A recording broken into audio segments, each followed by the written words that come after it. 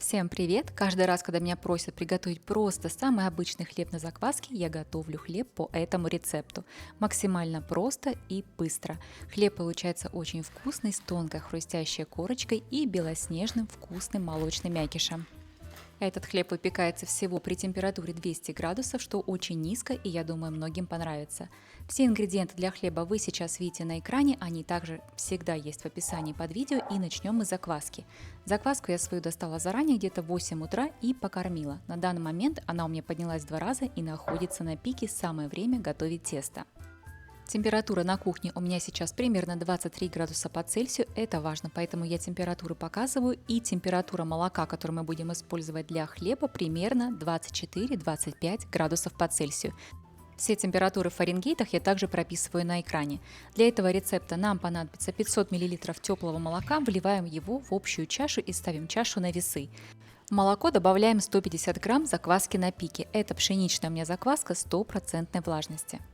Многие спрашивают, что значит закваска на пике. Закваска на пике – это закваска, которую вы покормили, и она после этого поднялась в 2-3 раза. Поверхность такой закваски очень рыхлая и бугристая. И сюда же добавляем 3 столовые ложки растительного масла. Растительное масло можно брать любое, можно взять либо оливковое, либо подсолнечное, какое есть под рукой.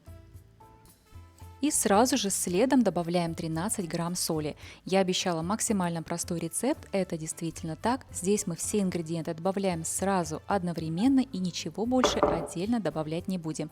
Замешиваем наше тесто.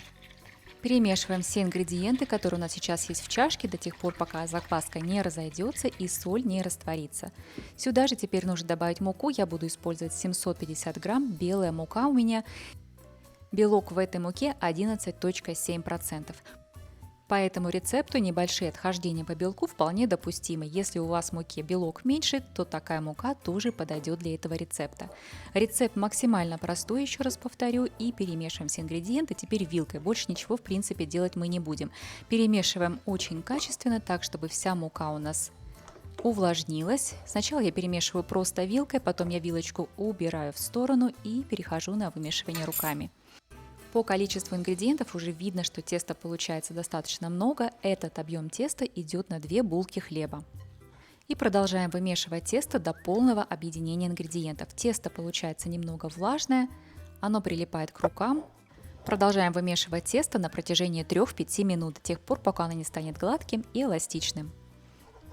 Вот так тесто должно уже собираться. Посмотрите, все кусочки теста отделяются от тарелки, и тесто уже действительно хорошо отлипает от тарелки, хотя к рукам все еще тянется. На этом моменте тесто уже можно оставить. Вот такое оно получилось у нас в конечном итоге. Накрываем тесто крышкой или пленкой и оставляем его на 4 часа. В течение этих 4 часов каждый час тесто будем доставать и делать ему растягивание и складывание. Температура брожения теста 26 градусов по Цельсию. Тесто у меня здесь уже постояло примерно час, оно внешне не сильно изменилось, я поставила рядом чашечку с водой и опускаю пальцы в воду, слегка смачиваю их и растягиваю тесто, поворачивая чашку вокруг своей оси несколько раз. Тесто тянем очень аккуратно, так чтобы оно не порвалось.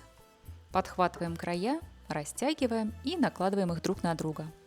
И продолжаем так растягивать и тянуть до тех пор, пока тесто само тянется. В какой-то момент оно уже перестает тянуться по краям, формирует вот такой комочек. Это означает, что первые складывания закончились, тесто готово на дальнейший отдых. Закрываем его снова крышкой и оставляем снова на час. Далее второе и третье складывание я показывать не буду, они абсолютно идентичны. Покажу вам четвертое, последнее, потому что тесто немного изменилось внешне. На донышке уже видны пузыри. Очень хорошо, кстати, тесто делать именно в стеклянной посуде, чтобы видеть брожение. И тесто мы уже видим, заметно увеличилось в объеме примерно процентов на 30. Оно стало мягкое, достаточно эластичное и податливое. Еще раз напомню по поводу температур. Я показывала температуру у меня на кухне. Это примерно 23-24 градуса по Цельсию, но при этом я говорю, что брожение теста примерно 26-27 градусов. Поэтому я нагрела духовку свою немного, буквально чуть-чуть. И все вот эти вот процессы расстойки у меня проходят в духовке. Каждый раз, когда я убираю тесто, я убираю его в теплую духовку. После четвертой обминки тесто снова накрываем и убираем на расстойку на общую ферментацию на 1 час. После 1 часа в теплой духовке тесто у меня выглядит вот таким образом. Оно поднялось примерно на 50%. Там появилось гораздо больше пузырей и видна хорошая активность. Подпыляем стол мукой буквально чуть-чуть. Это тесто не прилипает, особенно после того, как оно постояло, оно сильно не прилипает, поэтому забивать его мукой лишний раз не надо. Отделяем тесто от чашки. В принципе, если перевернуть чашку, то тесто под своей тяжестью само выпрыгивает из чаши. Вот так тесто выглядит.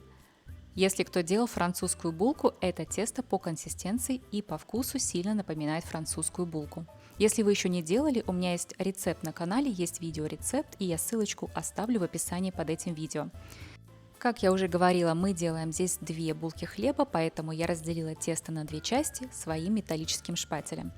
И формуем нашу заготовочку. Первая заготовочка формуется очень просто. Края складываются друг к другу к центру, подтягиваются, скручиваются обычно в рулет. И вот таким образом немножечко округляем тесто. Слегка его толкаем от себя и подтягиваем к себе. Тесто округлили. Сверху даже, кстати, можно видеть маленькие пузыри. Это хороший знак хорошей ферментации. И повторяем то же самое со вторым кусочком теста. Как только хлеб предформован, закрываем его чашками и даем ему полежать при комнатной температуре на столе примерно полчаса. Выпекать свой хлеб я буду вот в таких металлических формах. Размер этих форм внутренней части 23 на 13 сантиметров. Слегка смажу их растительным маслом и аккуратненько по всем краям пройдусь кисточкой, чтобы хлеб не прилип. Тесто у меня уже полежало и отдохнуло, стало более расслабленное, а теперь мы его сформируем и отправим в формочку. Для этого подхватываем тесто, как я уже говорила, мука здесь сильно не нужна, тесто не прилипает, оно достаточно плотное, хорошо подходит, кстати, и новичкам. Если вы не работали с тестом закваской, то это тесто очень хорошо для того, чтобы испробовать как первый свой хлеб. Аккуратными движениями растягиваем тесто со всех сторон, формируя прямоугольник под размер формы. Я всегда ориентируюсь на форму, ставлю рядом, чтобы смотреть, и растягиваю по размеру так, чтобы подходило. И далее этот прямоугольник рулетом скручиваем снизу вверх.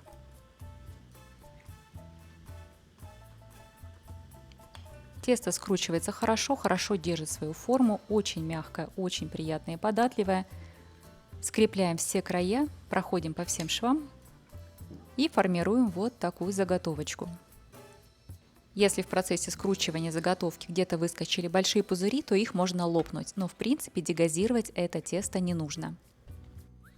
Все, одна моя заготовка готова, и отправляю ее в форму швом вниз. И повторяем все то же самое со вторым кусочком теста. Как только наши заготовки оказались в формочках, дальше у нас 2 варианта. Либо оставить их на холодную ферментацию, либо выпекать сразу. Если отправляем тесто на холодную ферментацию, то тесту нужно дать подняться в форме сначала около часа, полежать при комнатной температуре и только потом отправить в холодильник до утра. И утром можно испечь хлеб. Я же буду выпекать хлеб сразу, поэтому я положу свои заготовочки в формы и оставлю на подъем часа на 3 или до тех пор, пока тесто полностью не займет всю форму и не будет как бы слегка даже возвышаться над формой. Поэтому я их укладываю в свои формы. Сейчас я их слегка сбрызну водой сверху, чтобы пленка не прилипала к поверхности. Накрою их пленкой и оставлю на 2-3 часа до полного подъема.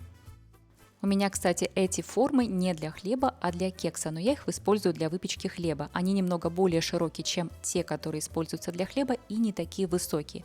Но это никак не влияет на красоту хлеба и на вкус. Накрываем все это пленкой и, как я уже сказала, я буду выпекать сразу, поэтому оставляю при комнатной температуре на 3 часа. Через 3 часа хлеб у меня выглядит вот так. Можно даже ему подняться еще чуть-чуть побольше дать, но я уже буду выпекать, потому что время позднее. По желанию можно сделать на хлебе надрез. В принципе, это сильно никак не повлияет на сам хлеб, потому что температура выпекания низкая, 200 градусов по Цельсию, а это означает, что хлеб не раскроется и не подпрыгнет так, как мы привыкли видеть обычно при выпечке на высоких температурах. Сверху хлеб я снова опрыскиваю водой и ставлю на температуру 200 градусов по Цельсию, температуру вы видите сейчас на экране. И буду выпекать примерно 35-40 минут. Первые 15 минут я добавила лед, буду выпекать с паром. Через 15 минут пар нужно убрать и допечь хлеб.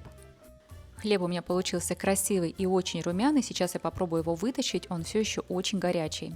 И выкладываем на решетку и даем ему остыть. Хлеб получился хрустящий, очень ароматный, вкусно пахнет. И вот такой красивый, со всех сторон очень хорошо пропекся.